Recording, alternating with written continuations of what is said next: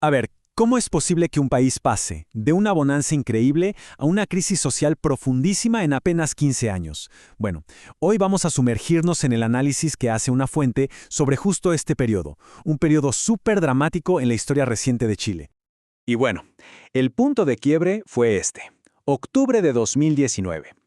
La fuente que estamos analizando no se anda con rodeos. Describe los eventos como una verdadera insurrección. No fue algo de un día para otro, sino el clímax, la explosión de años y años de presiones que se venían acumulando. Claro, la pregunta que surge es, ¿cómo? ¿Cómo se llegó a este punto? Para entender la explicación que nos da el autor, tenemos que hacer un viaje en el tiempo. Vámonos 15 años para atrás, a un momento que era todo lo contrario, una prosperidad que, bueno, casi no tenía precedentes. Y aquí empieza todo, según este análisis.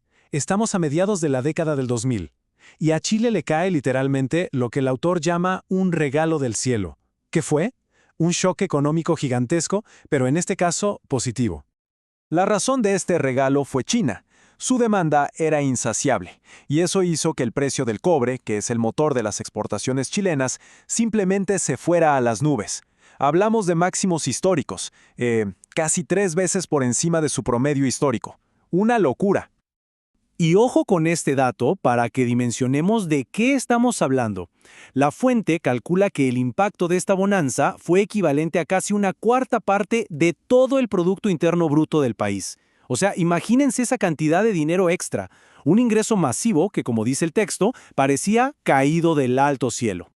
Bueno, cuando de repente hay tantísimo dinero, las cosas cambian. Y esta sensación de abundancia, según el texto, fue un punto de quiebre. Coincidió justo con la llegada de un nuevo gobierno, y de acuerdo a este análisis, esto llevó a un cambio de rumbo muy importante en la política del país. A ver, ¿qué cambio fue ese? Pues el autor apunta directamente a una expansión fiscal enorme. Fíjense en esto. El gasto del gobierno empezó a crecer a un ritmo del 8.2% cada año. ¿Y la economía? Crecía al 3.2%, o sea, más del doble. En palabras sencillas, se estaba gastando muchísimo más rápido de lo que el país producía. Y aquí viene un punto que es clave en todo este argumento. El autor dice que esta mezcla, esta combinación de muchísimo dinero entrando por el cobre y a la vez un gasto público disparado, empezó a crear un problema de fondo para la economía. Un problema que él llama el fin del modelo exportador. Este número que vemos en pantalla lo explica todo. El tipo de cambio real cayó casi un 25%. A ver, ¿qué significa esto en la práctica? Significa que todo lo que Chile vendía al mundo, además del cobre, pensemos en vino, frutas, salmón, de repente se volvió casi un 25% más caro para los compradores de afuera. O sea, Chile perdió competitividad a pasos agigantados. Y claro, cuando tus productos se vuelven caros de la noche a la mañana, las consecuencias no se hacen esperar. El análisis conecta directamente este fenómeno con una frenada en seco del motor que había movido a Chile por décadas. Sus exportaciones no cupríferas. La tendencia que nos muestra la fuente es alarmante. Sectores súper importantes como la agricultura, la pesca, la industria, simplemente dejaron de ser tan rentables. Y aquí en la línea de tiempo se ve clarísimo. El crecimiento de las exportaciones físicas pasa de un sólido 6.5% anual a caer en picada hasta menos del 1%. El motor se estaba apagando. Y lo interesante, según el texto, es que esto no cambió ni con un nuevo gobierno. La tendencia siguió igual. El gasto interno seguía creciendo mucho más rápido que la economía. La economía no podía seguirle el ritmo. Después, el autor nos habla de una segunda ola de reformas, que en su visión profundizaron esta tendencia. Se expandió aún más el rol del Estado, se subieron impuestos a las empresas, se implementaron programas sociales grandes como la gratuidad en la educación superior.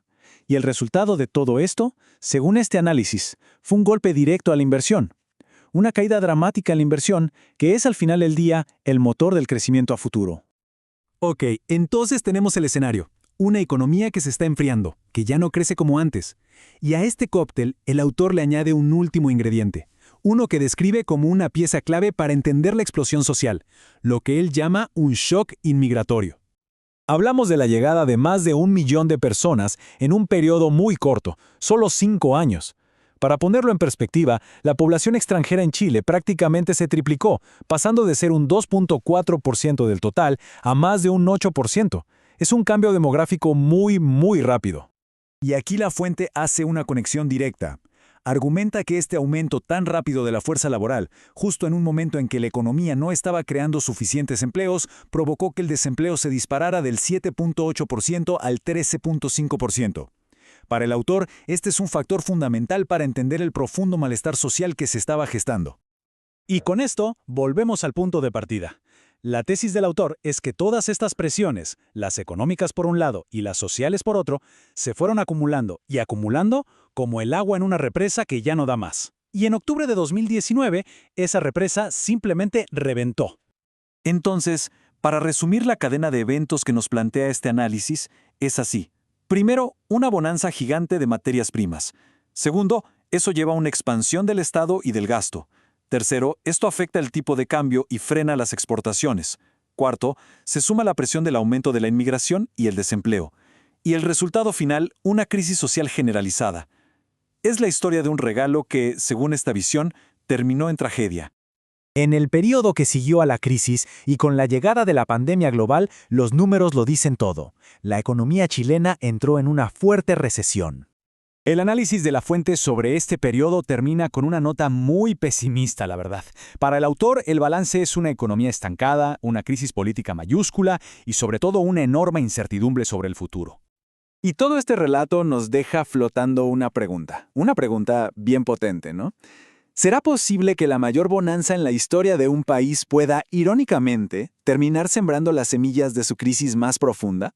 Una reflexión final sobre lo complejas que pueden ser las consecuencias, incluso de la buena fortuna.